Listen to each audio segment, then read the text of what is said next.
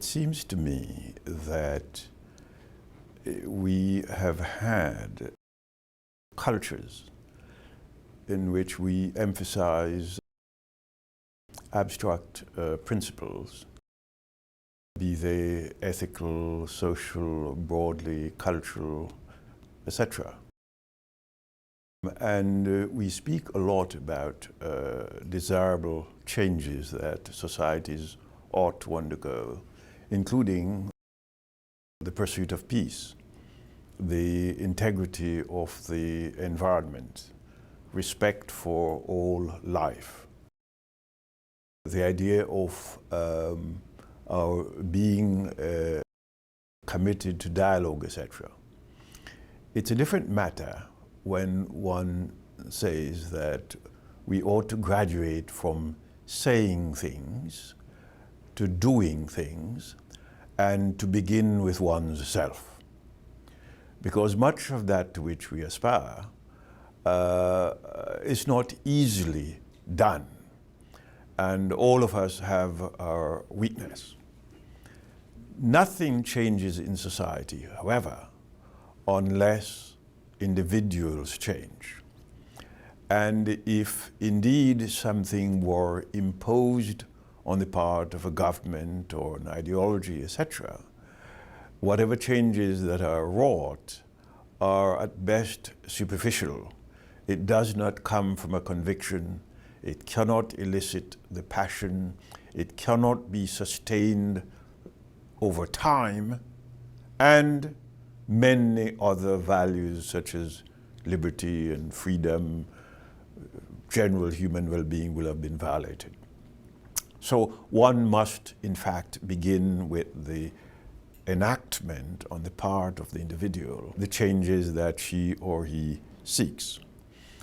I think we have a world in which many people claim they're committed to peace.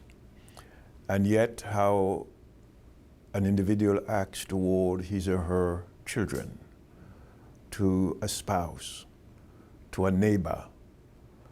We are very happy to say that it is wrong, for example, to kill our neighbor. And we seem to be willing not to have that prohibition against people who happen to be across the ocean. We're very happy to speak about the integrity of the environment, and yet where we throw our waste, how we construct our cities, the manner in which we teach our children by the examples that we exhibit, bear very little relationship to what we claim we believe in.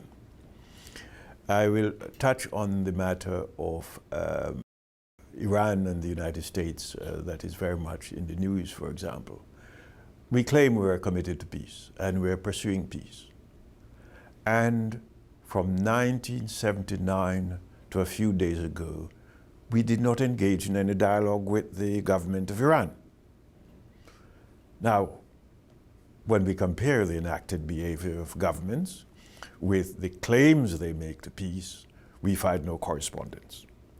That has something to do with something else about human behavior, however. Ecology has something to do not just with the external environment, but the ethical environment within oneself.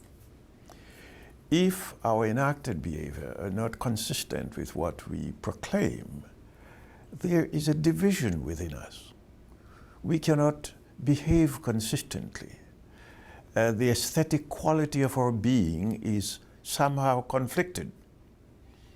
We're not speaking of personal happiness. And if people are not happy personally, we can't think of it socially or otherwise.